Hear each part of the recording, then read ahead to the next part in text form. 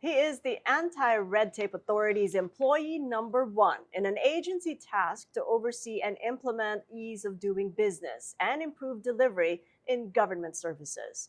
With us now on Thought Leaders, ARTA Director General, Secretary Ernesto V. Perez. Good to see you. Good Sec Ernie, morning. thank you so much for joining us. Thank you, Cathy. First of all, I'd like to thank you for this opportunity of sharing the good news about ease of doing business law. And the good news is We're doing something good. you've crossed over 2 years, so Yes. congratulations. Yes, That's a thank you start. so much. But how has it been over the past 24 months?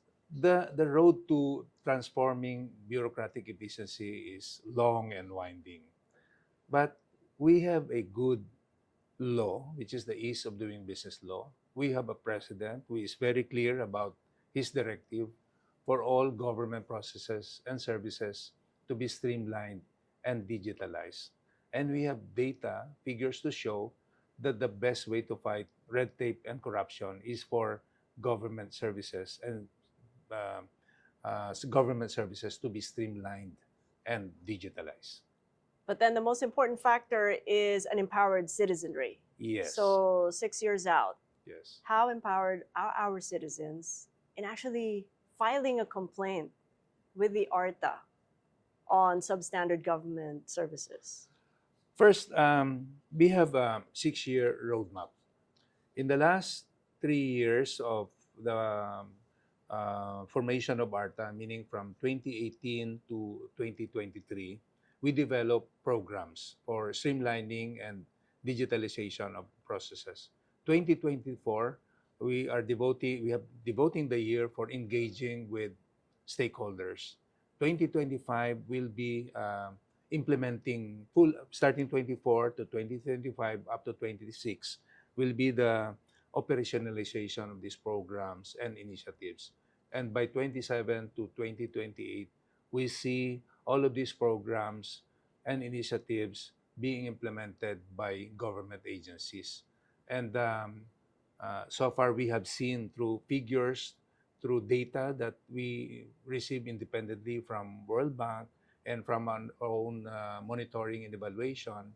Like for instance, based on our monitoring, we have seen an improvement of 50% in terms of reducing the number of permits, improving government services. The World Bank also reported that through the implementation by ARTA of the ease of doing business law, about 3,000 government services have been streamlined and digitalized. But the role of the citizens, I mean, they do have the option of posting their complaints on Yes. Facebook. Wouldn't that be a little bit more efficient that Yeah. if they were to file through the ARTA website? I mean, what is the compelling reason We to do so? encourage them to call our hotline at 12782 or 8888, or they can simply email us at complaints@arta.gov.ph. How fast do we get a response? If Oh, we immediately, email? like we acknowledge and we immediately assure the complainant that the complaint or concern is being acted upon. If the complaint is about a government service, meaning an additional requirement or delay in the processing, what we do is we immediately refer it to the agency concerned through their Committee on Anti-Red Tape, because the ARTA released a circular requiring all covered government agencies and in all national government agencies, including local government units, government-owned and controlled corporations, state universities and hospitals, and water districts, meaning we do not cover the judiciary and the legislature and the constitutional bodies. So after referring them to the agency concerned, we give them 3 days to respond. If the concern or complaint is not acted upon, then and only then will ARTA formally investigate by requiring the government official or employee to first file a counter affidavit. What kinds of complaints? Usually, it's really the delays in the um, action on the application, and of course the imposition of additional requirements. But the good thing about the ease of doing business law is it requires all government agencies to publish all the services they offer to the public in a document we call the Citizens Charter. That Citizens Charter is not only published in the website, but should also be posted in the agency's most conspicuous place in the respective offices. The Citizens Charter will tell anyone who deals with a government agency all the services they render, the documents required to be submitted, the fees to be paid, the standard processing time of either 3, 7, 20 working days, and the process flow. So specific is the law that if a government agency will impose a requirement or a fee on top of what is published in the Citizen Charter, Section 21 of the law is very clear. First offense, 6 months suspension. Second offense, dismissal from service with perpetual disqualification from service, forfeiture of retirement benefits. There's even a fine of 500,000 to 2 million, and an imprisonment of 1 to 5 years. Because of that very specific provisions of the law, we are effective, and coupled with our legal department acting immediately on any complaint or issue raised to us, the citizen's complaint is immediately acted upon. Sometimes by a simple text to the head of the agency, they would immediately act on it. I can cite you an example. About a year ago, this prominent person whom I met in a Rotary meeting. He was speaker. He happens to be the son-in-law of Tony Moloto, a British guy, gave up his business in Britain, came here to invest. And unfortunately, his shipments were being delayed in customs for about 6 months. And there is a strong possibility that he would to close shop because of that delay. So what I did, I asked him to give me a simple summary in a text message. I forwarded it to the Bureau of Customs Commissioner. Within the day, I think at the most 2 days, the cargoes were released. So that's how effective we can be. But If that's a only change citizens from know. 6 years ago because, to my understanding, it was more palliative. So you've approached it in a different way since you became Director General. I mean, how is that different then if it's not palliative?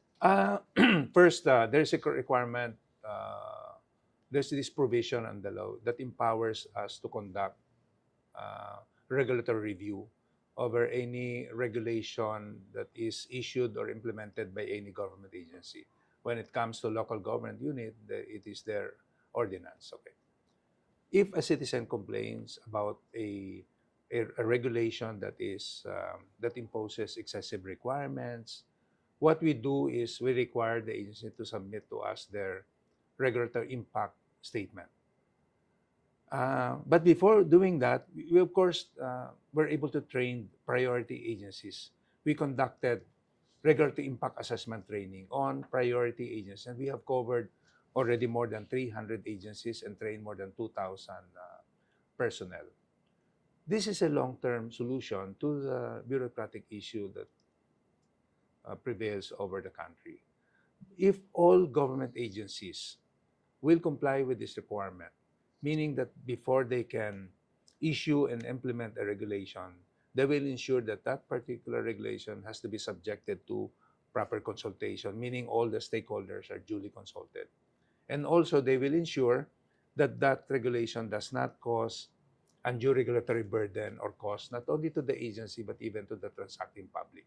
Because a basic requirement of that regulatory impact statement is for the agent to submit a cost-benefit analysis. Will the issuance of that benefit or that regulation will cost the public so much, and will the benefit outweigh the cost that it entails? By submitting that regulatory impact statement to us, this will ensure that any regulation will not be causing undue regulatory burden to the public. And in order to implement that, we release a circular requiring all covered agencies to submit to us their annual regulatory plan on or before March 7 of every year, so that there will be no surprises. Because this is the common complaints, not only among businessmen, but even ambassadors, telling us that companies are willing to invest in the country.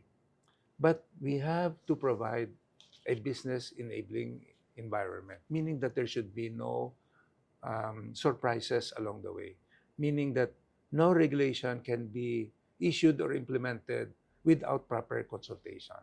And that way, by releasing that guideline, we ensure that agency will not just issue a new regulation without telling us in advance. What do you do, though, in a situation where there's political bickering going on in government and business organizations calling for sobriety and also a reminder that it really is um, consistency and regularity that's most important, not only for foreign investors, Yeah. but locals, because the local investor needs to convince the foreign investors that it's really good to do business here, despite what's going on. Cathy, I mentioned earlier about our 6-year roadmap.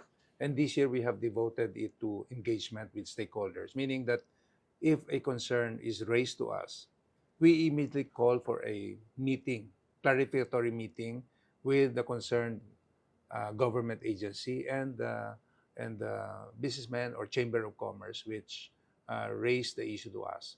And that clarificatory hearing is very effective because we hear both parties. And uh, when both parties meet and discuss things, solutions can be made. However, if the parties cannot agree, we still have this um, what you call this power of conducting regulatory review. So we can require the agency concerned to subject that regulation to regulatory impact assessment. We require them to submit to us their regulatory impact statement. And it happened like last year. There's this proposed regulation by the Philippine Ports Authority. Of course, all the chambers of commerce protested against. What we did, we conducted 2 meetings in the office. And we required the PPA to submit to us their regulatory impact statement. And upon review, we recommended to the PPA to suspend the implementation until further consultation. And that solved the problem. Until now, that regulation by PPA has not been implemented yet because of that um, protest that we received from the Chambers of Commerce and because of the cooperation by the Philippine Ports Authority by submitting to us their regulatory impact statement. Sounds like digitalization will probably solve at least part of the problem, if not most of the problem that you're now facing, getting the citizens charter together on one platform so that everyone can see it on a dashboard. Yes. To what extent is ARTA already digitalized? Okay. We are developing, in fact, we launched it last month, our electronic complaints management system. By using artificial intelligence, and this is in the process, by first quarter of next year, we shall have fully implemented this. We will be able to receive complaints 24/7. The AI, the use of AI will capacitate us to receive complaints, and we will be able to track complaints, monitor them, ensuring that the complaints or concerns are properly addressed. On the issue of conflicting regulations or overlapping regulations, we also have developed a digital program we call the Philippine Business Regulations Information System, which we were able to develop through the technical assistance of the U.S. Agency for International Development. It is locally developed at practically no cost to the government. This digital platform we call PBRIS will allow government agencies to upload their regulations in the digital-based platform we call PBRIS. This will ensure the public that that regulation has been subjected to proper consultation and regulatory impact assessment. This will also avoid overlapping and conflicting regulations. As to the compliance by agencies on the Citizen Charter requirement, we also develop a system we call Artemis, or the Anti-Red Tape Electronic Management Information System, also developed through the technical assistance of the U.S. Agency for International Development, UPAP-RESPOND. So we capacitate agencies to upload their citizen charter in that digital-based platform so that anyone can have access to that citizen charter, so that before they go to government agency, they will be able to know already the citizen charter, and they will be aware of their rights, including the the right that no agency can impose a requirement or fee on top of what is published in the citizen charter. Let me pick up on complaints. You mentioned it's AI Yeah. enabled. How are you training the AI to actually accept or process those complaints? And what kind of a process flow can we expect with AI enabled complaint system from the time the person picks up the phone and makes the complaint Yeah. on an First, AI? to tell the public first for proper disclosure that this is still in the process of development. We hired IT experts, Filipino IT experts, and the target is by first quarter of next year we shall be able to fully implement it. The use of AI will allow the receiving of complaints or calls 24/7. So this is really the beauty of using artificial intelligence. Nothing is impossible, except of course we have some safeguards also in terms of cyber security, protecting the um, privacy of the person. We have to balance, but I think the use of artificial intelligence, the use of the digital system, is already a something that is not anymore an option. It's really the default. No, people have to be aware that somehow, sometimes, we really have to use artificial intelligence in the process. Receiving complaints, fine, but what about resolving issues? I mean, how far down is your plan to AI enable the resolution of So cases? And far, how would that improve yeah. efficiency? But so far, without even the use of AI, our resolution rate in our legal department is about 98%. Meaning that even at the initial stage, without it developing into a formal complaint, we are able to resolve it by parties agreeing to resolve the issue or complaint amicably, meaning that the agency has acted on the complaint without really filing a formal complaint against them with the Office of the Ombudsman or Civil Service Commission. So you don't need AI for the Right resolution. now, yes, right now, yeah. But we anticipate the deluge, no, the additional complaints because of greater awareness among our people.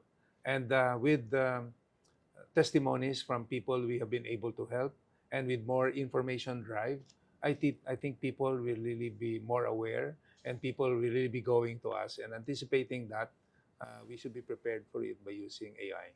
On ease of doing business, what are you doing on the local government level? Because if we did capacitate the local government units, then that would really help big time.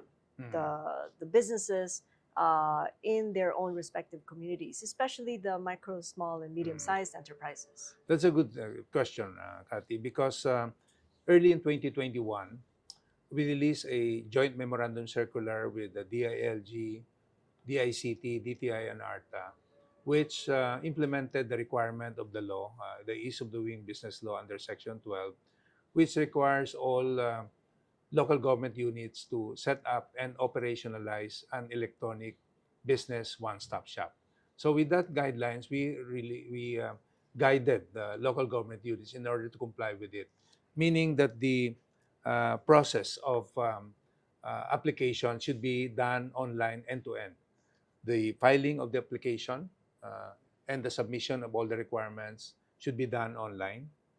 The integration of the barangay clearance and the Bureau of Fire Protection into the digital platform. Three, the payment of fees can be done online, and the printing of the business permit can be done online. Because of these guidelines that we released, we enabled local government units to comply with it. Like as of October 12, 2024, 112 local government units have been certified to be compliant with the Ease of Doing Business law. And in a matter of hour, even minutes, our aim is 10 minutes, one can get his business permit online. And this is possible because of the use of the digital platform. But what about the rest? I mean, you mentioned over 100 there, but there are other LGUs that still need to be capacitated. What I What are the did, challenges? I instructed our legal department to send notices to explain to the local government units because um, we at ARTA, we have departments. We have a Better Regulations Office. We also have a compliance monitoring and evaluation office, and we have 8 regional field offices which conduct regular inspection, not only of government agencies, but also of local government units. So upon inspection and upon finding out that that local government unit is non-compliant with the electronic business one-stop shop requirement, we give them a recommendation and we give them 7 days to submit to us their action plan. If they fail to submit to us their action plan, meaning that they cannot provide us the schedule for the setting up of that electronic business one-stop shop, we now go to our legal department. And our legal department sent to them a notices to explain.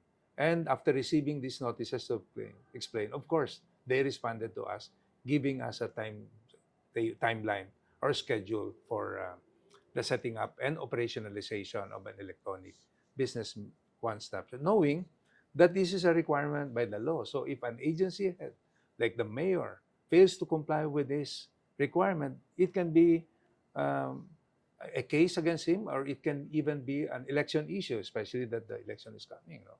Why has that LGU not complied with the law on setting up of an electronic business one-stop shop? Could it be that some of the LGUs who could not comply is because they don't have the equipment, they don't have the infrastructure? And what is ARTA doing to bridge that gap? Good that you mentioned that. One of the other successful program that we um, initiated together with the DICT and the DILG is this joint memorandum circular which streamlined the permitting process for the internet and telecommunication infrastructure project. And as a result of that JMC that we released in 2021, it reduced the number of permits for the shared passive telecommunications infrastructure from about, I see here, no, let me go over my notes so that I will not make a mistake. From more than 50%, actually. Um, yes, from 13 permits to just 8 permits. And for construction of poles from 11 to just 5. For the number of documents for shared passive telecommunications tower infrastructure from 86 to 35 documents. And for the construction of poles from 62 to 26. And the processing time of permit from 241 days to 16. And for poles, imagine, from 868 to just 74 days. So, because of this initiative, with the 1-year implementation of this initiative, there was a substantial increase in the number of permits issued by 26,000. So effective was this JMC. But of course, it was anchored on the emergency power given by Congress by removing those unnecessary permits. And so that law was set to expire on October 14, 2023. So stakeholders, no, big telecom companies and the tower companies raised to us their concern. So we lobbied, and we lobbied for the president, and the president signed Executive Order 32 on July 4, 2023. And as a result of it, it not only extended the validity of the JMC, it even covered the operationalization of these towers. And studies by Meralco and Globe showed that before Executive Order 32, it would take 255 to 300 days to construct a tower.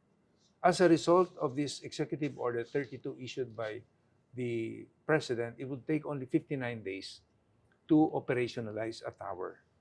So this not only hastened the permitting process, it even speed up our internet process, the internet speed, based on the Ookla test results, showed that somehow our internet speed increased. So this complaint by LGUs that on their failure to comply with this requirement is because of the poor internet infrastructure.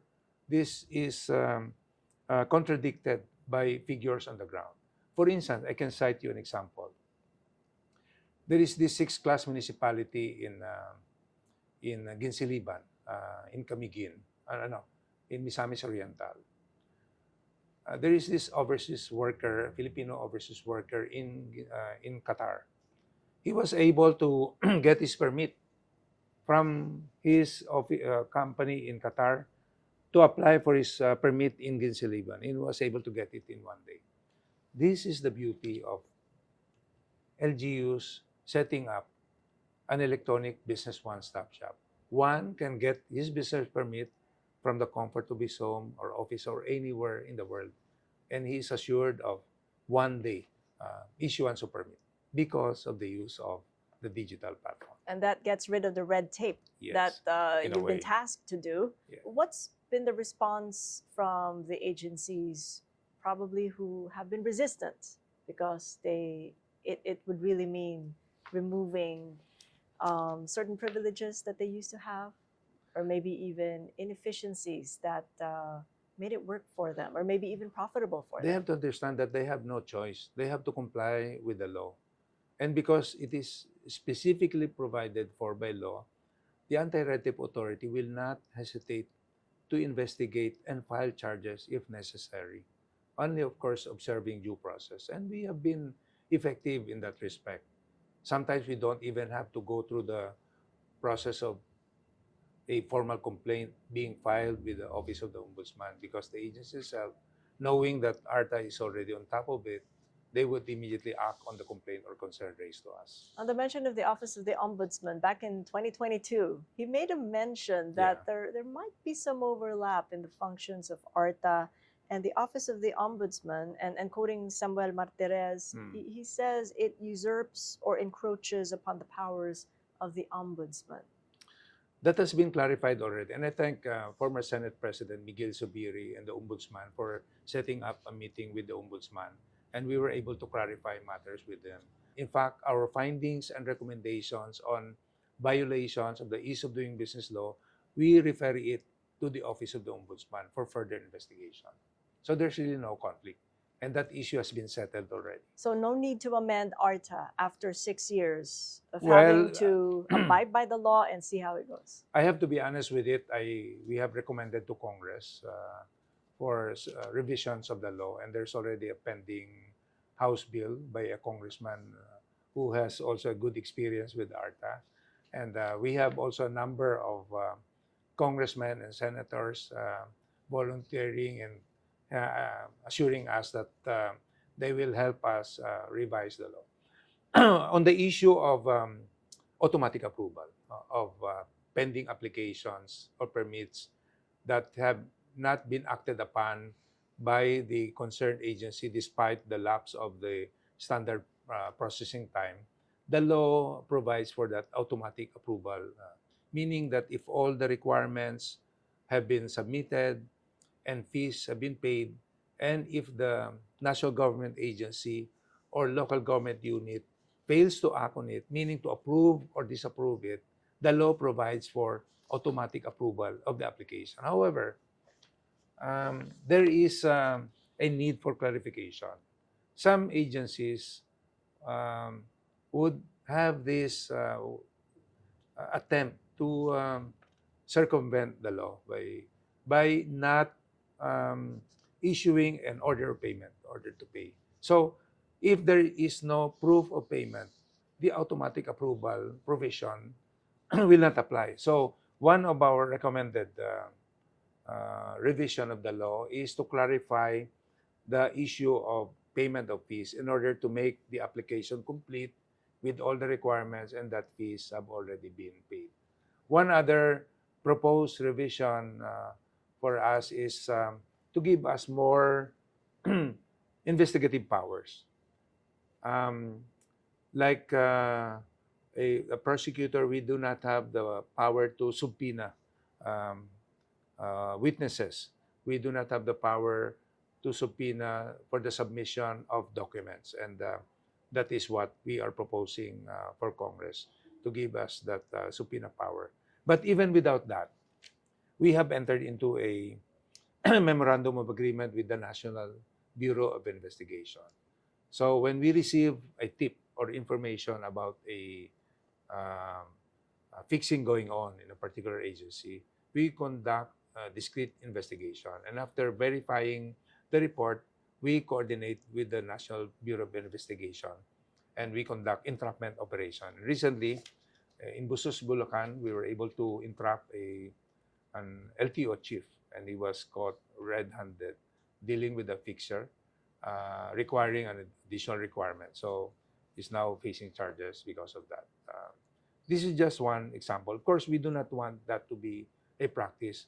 We really want our friends in government to have this mindset that do not wait for us to investigate and file charges against you. People in government should have this mindset of treating any person who comes to them as an important person. So that because a person who comes to an office goes to an office with a specific issue or concern, he will not go to that office unless he needs a service from that government agency. So that that person is entitled to be received and to be his application should be acted upon within that standard processing time. So if that agency fails to accommodate that person, fails to act on the application or permit within the standard processing time, any citizen of the Republic can complain to us because that right to complain is guaranteed in the ease of doing business law. And that right to complain must be resolved. We're getting a lot of help from private sector partners. Yes. I see that you are getting to come up with a comprehensive dashboard Yes. with the Asian Institute of Management, for one, Yes. in order to make you see and track real-time country performance across governance, education, and trade. Yes. How's that coming along? We launched it recently. It's already working. So starting this year, we shall have monitored our competitiveness ranking on education, on governance, on trade. All of these are really designed to improve our competitiveness ranking because what I have to quote Bill Luz on this, no? What we can measure, we can address properly. Meaning that if we're not aware of our ranking, so people will just have a tendency of just doing things the regular way. So how are we ranking so far with the initial results of this competitive dashboard? We have not submitted a formal report yet because we just have started it. But in this World Bank Business Ready report, if you recall, the World Bank used to conduct an annual doing business survey, and we were ranked. The latest survey in 2021 was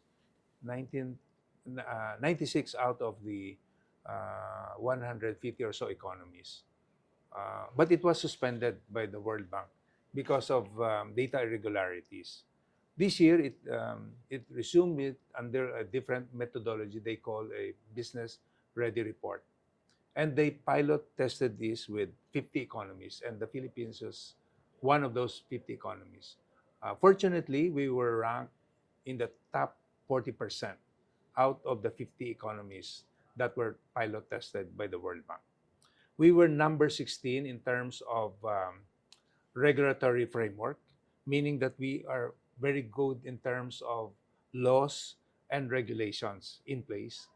We rank lower in terms of public services and efficiency. It's a simple explanation for this is that there is more need for implementation of the good laws and regulations that we have.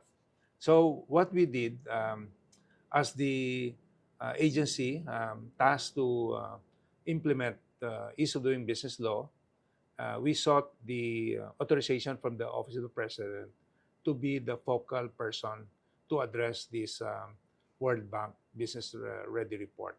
And so in the process, we have formed technical working groups composed of concerned government agencies and the private sector.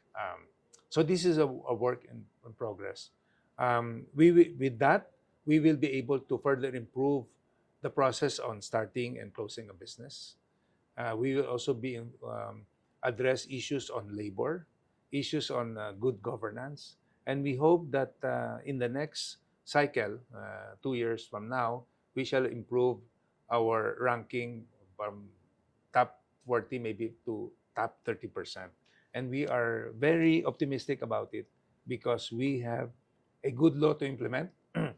We have good people out there, especially our young men and women in the Anti-Red Tape Authority who share our vision of transforming uh, efficiency, bureaucratic efficiency in government. And we get a lot of support from our development partners, even ambassadors, even foreign governments, US, UK, New Zealand, Australia, Israel. Recently, if I may share with you, we entered into this memorandum of arrangement with the New Zealand government. They trained our people on innovation mentoring. And as a result of that innovation mentoring, we were able to launch our transformation hub, which will encourage startups, MSMEs, in really engage in business. Recently, we also sent people to Israel, also on innovation. And we also launched our JMC on water because Israel is really good in technology in terms of water, providing for water. I have to share this. They do not have a freshwater source. They get their water from the sea, and they're able to desalinate it. And because of the use of technology, they're not only self-sufficient, they're even able to share this with their neighboring countries in Jordan. So we would like to get this experience, best practice from New Zealand, US, UK, and Israel, and apply this to the Philippines in transforming Philippine bureaucracy. And it's the young in your agency that's benefiting. You made a Yes. mention of the young Yes. staff that you Yes, have. we Could you have. give us a bit of color as to who you work with? I mean, you did Average. make a mention there in your speech in the recent summit that they're the ones who are doing the legwork and which Yes. you appreciate. Yes. How invested are they in getting rid of red tape and in ensuring efficient delivery of government service? The millennials and the Gen Zs. The young people these are the idealistic type. So if you're able to motivate them, um, be passionate in their work, provide them a good working environment, they have nothing but really good intentions. And of course, they're techie, and they're easy for them to use the internet, the digital platform. So by allowing them time in the transformation hub that they can also use as a launch to encourage new ideas to come in, to develop this, and um, thinking out of the box. And of course, I have to also share that what we do at the Anti-Red Tape Authority, we gather all the agencies and the stakeholders, and we have an objective coming up with a one-stop shop. For instance, in the priority sectors of responsible mining, energy, agriculture, food and pharma, socialized housing. We're doing this all at the same time. We know that our people are already exhausted. We lack resources. But the encouragement is that we get praises. We get encouragements from people we are able to help. Chambers of Commerce, ambassadors, even the Taipan, the tycoons are telling us the good work that we are doing. And we're just so encouraged in just continuing what we're doing Could you because we cite believe. one project, perhaps, or idea, thinking out of the box, proposed by one of your young staffers that you are now implementing at ARTA? We have this partnership with the Aboitiz group we call Paspas Pilipinas. where the Aboitiz Group donated not only hardware, computers to selected local government units, they also provided technical know-how. And our young people who are conducting the training. The company is only providing the software and the hardware and all those things. So for LGUs and national government agencies, we also entered into a memorandum of agreement with the PLDT Group and the Meralco Group. Um, Last year, the Meralco Group donated 500 computers distributed to local government units.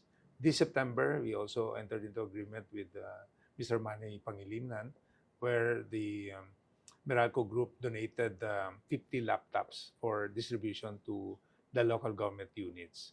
And all of these will be used also in the transformation hub that we are developing to be operated by our young people. Now, this transformation really has to get across, borders. Yes. And really, the goal is to invite more foreign locators here. Yes.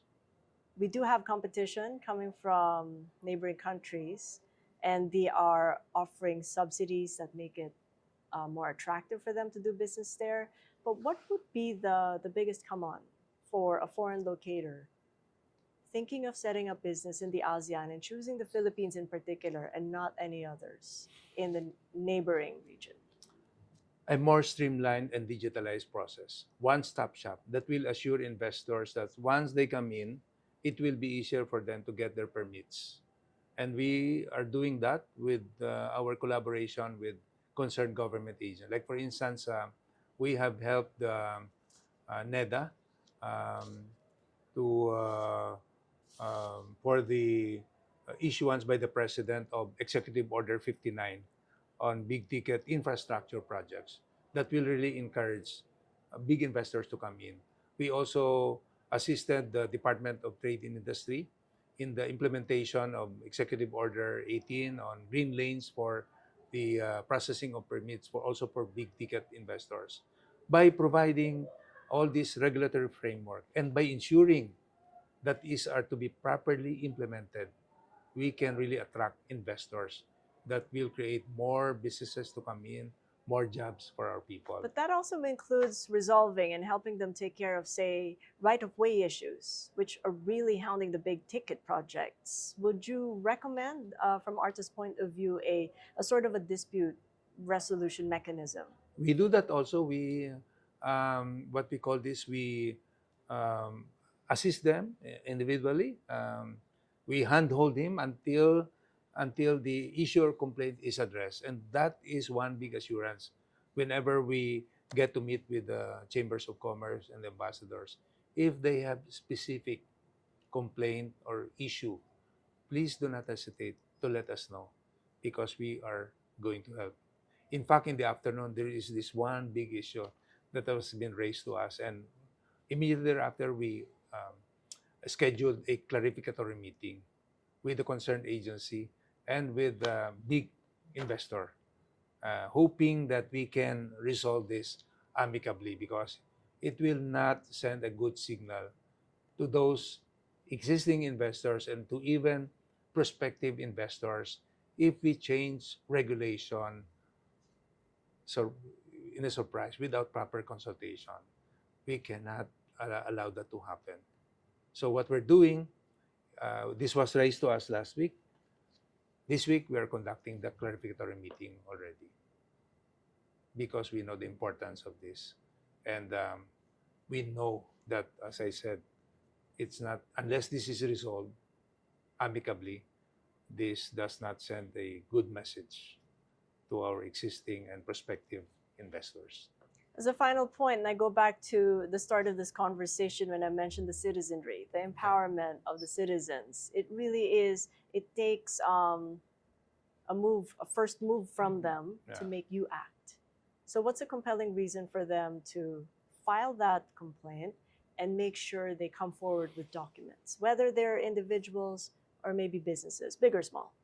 One hesitation of some people, even companies, for coming to us, raising their complaint to us, is that fear of agency getting back at them. Because maybe this year we're able to help.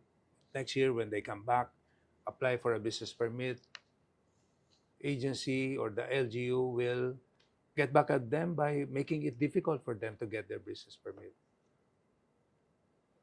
We have to disabuse the minds of our people that we have a very good law that provides for these circumstances. If they complain to us by way of our hotline, 12782 or 8888, or by simply emailing us at complaints@arta.gov.ph, they are assured that we do not only act fast on it, we ensure that we will not stop until a solution is reached. And if an agency even attempts to get back at them the next time they do it, they can complain to us again. And the penalty is stiff. Like a second offense means dismissal from service. And I'd like to warn um, those government officials or employees who still think this way. Please help our country. Our president is very specific on his directive for all government agencies to streamline and digitalize government processes, to remove red tape and replace red tape with red carpet. The, the directive is very specific, and ARTA is taking this seriously. And we're not going to stop. We are serious about implementing this because we know that we have the law and the president on our side. And we're prepared for whatever happens. For Hopefully, good it's governance. good governance and less complaints and Less more praise. Yes. Thank you so Thank you, much. Sir All the Cathy. best in 2025, Thank you. Secretary.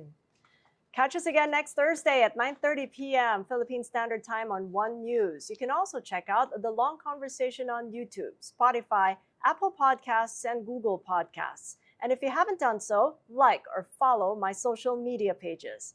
I'm Cathy Yang. This is Thought Leaders.